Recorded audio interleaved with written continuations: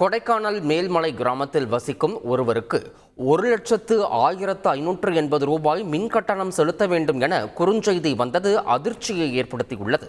பழம்புதூர் கிராமத்தைச் சேர்ந்த சந்திரசேகர் என்பவர் வீட்டில் 2 குண்டு பல்புகள் மட்டுமே உபயோகப்படுத்தப்படுவதாக சொல்லப்படுகிறது.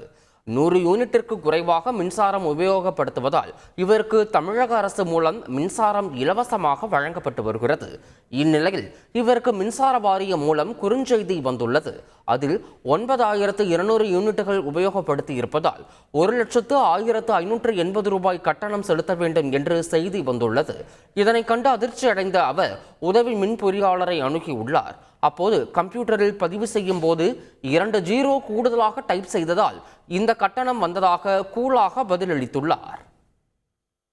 நைட்டு குறுஞ்செய்தி 1 லட்சத்துக்கு மேலன்னு சொல்லும்போது நான் இபி ஆஃபீஸில் கேட்கும்போது இது 092க்கு பதிலாக 2 ஜீரோ சேர்த்து போட்டாங்க, அதனால தவறாயிருச்சு, நாங்கள் திருத்தி தர்றோம்னு ஏஐ சார் சொல்றாங்க.